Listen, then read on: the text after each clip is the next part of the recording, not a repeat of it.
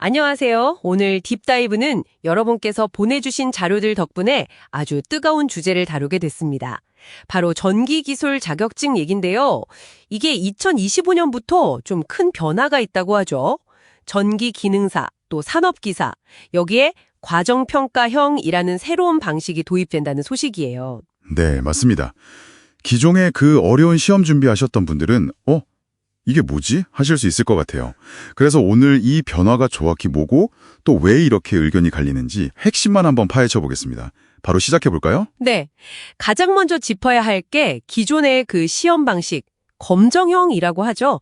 그게 없어지는 건 아닙니다. 없어지는 건 아니고요. 네. 새로운 과정평가형이랑 같이 가는 거예요. 그러니까 투트랙인 거죠. 투트랙이군요. 그럼 검정형은 우리가 알던 그대로 학력이나 경력 같은 응시 자격 갖추고 필기 실기 시험 봐서 60점 넘으면 합격하는 거. 네, 맞습니다. 다들 기출문제 엄청 푸셨을 그 방식이죠? 그렇죠. 근데 이제 과정평가형은 이게 좀 완전히 달라요. 어떻게 다른가요? 일단 학력이나 경력 같은 조건은 없어요. 누구나 할 수는 있는데 조건이 없다고요? 네, 대신에 지정된 교육기관에서 교육을 받아야 해요. 근데 그 시간이 무려 800시간 이상입니다. 네, 800시간이요? 네, 보통 한 6개월에서 8개월 정도 걸리는 아주 긴 과정이죠. 와, 거의 전일제로 꼬박 해야겠네요. 그렇죠. 그리고 평가는 그 교육기관 중에 보는 내부 평가랑 마지막에 보는 외부 평가, 이걸 1대1로 합쳐서 평균 80점 이상 받아야 합격이에요. 합격 점수는 오히려 더 높네요.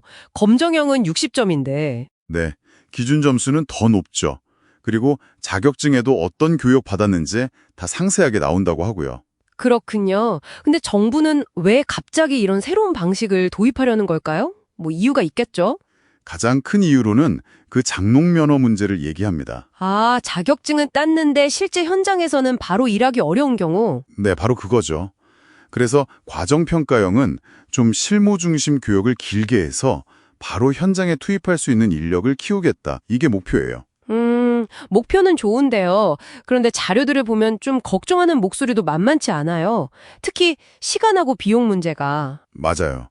그게 가장 현실적인 문제로 지적되죠. 그렇죠. 6개월, 8개월 동안 매일 교육받으려면 지금 직장 다니는 분들이나 당장 생계가 급한 분들은 사실상 참여하기가 어렵잖아요. 네, 어렵죠. 시간도 시간이고 비용도 그 국비 지원이 된다고는 하지만 재료비나 이런저런 자비 부담이 수백만 원 들 수도 있다는 얘기도 있고요. 수백만 원이요? 와, 네. 게다가 그 기간 동안 일을 못하니까 그 기회비용까지 생각하면 부담이 상당하죠. 그러니까 정부는 학력 경력 제한 없애서 기회를 넓힌다고 하지만 어떻게 보면 이 시간과 비용 때문에 더 높은 벽이 생기는 거 아니냐 이런 비판이 나오는 거군요. 정확합니다. 사회 경제적인 장벽이 더 높아졌다는 지적이죠. 기존에 어렵게 자격증 따신 분들 반발도 상당하다고 들었어요. 네. 그분들 입장에선 당연히 그럴 수 있죠. 단순히 내 자격증 가치가 떨어질까 봐 이 정도가 아닌 것 같던데요? 네. 물론 그런 걱정도 크죠. 수십만 명이 그 어려운 시험 통과했는데 다른 쉬운 길이 생긴다고 느끼면 희소성 떨어지고 혹시 임금에도 영향이 있을까 걱정하시는 거고요. 근데 근본적으로는 특히 전기 분야는 안전이 정말 중요하잖아요. 그렇죠. 안전이랑 직결되죠. 근데 과정평가형은 내부 평가 비중이 절반인데 그 평가가 과연 객관적일 수 있냐?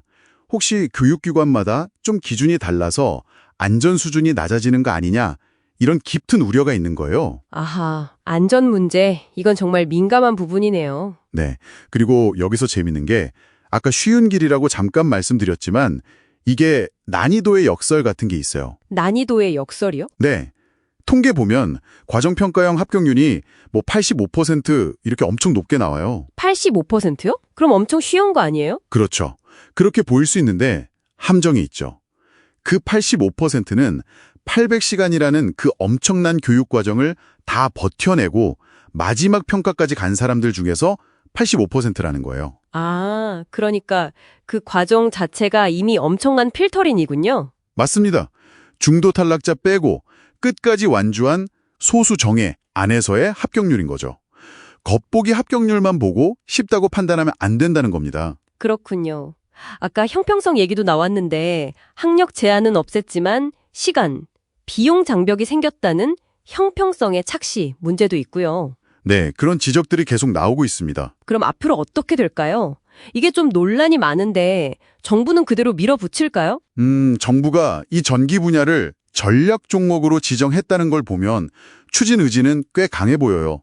뭐 반대 의견 없으면 그냥 진행하겠다는 유엔수도 있었고요. 아, 정말요? 네. 하지만 과거에도 비슷한 시도가 있었는데 그때도 업계 반발이 워낙 거세서 무산된 적이 있거든요. 아, 과거에도 그랬군요. 네. 그래서 지금 의견 수렴 기간이 7월 18일까지인데 이때 나오는 의견들이 좀 중요할 것 같아요. 그럼 가장 가능성 있는 시나리오는 뭘까요? 글쎄요. 제 생각에는 아마 양쪽 입장을 좀 절충해서 결국 지금처럼 투트랙 시스템으로 가지 않을까 싶어요. 검정형도 유지하고 과정평가형도 같이 운영하는 식으로요. 아, 두 방식이 계속 공존하는 거군요. 네, 그럴 가능성이 높아 보입니다. 결국에는 뭐랄까, 객관적인 시험 점수를 중시하는 전통적인 방식하고 또 장기간의 실무 교육 경험을 중시하는 새로운 방식, 이 두 가지 다른 철학이 함께 가는 시대가 오는 거네요. 맞습니다. 여기서 이제 여러분께 마지막으로 질문을 던져보고 싶어요. 네. 앞으로 기업이나 현장에서는 이렇게 서로 다른 두 길을 통해 나온 인력들을 과연 어떻게 평가하고 활용하게 될까요? 검정형 출신의 그 객관적인 시험 통과 능력을 더 쳐줄까요?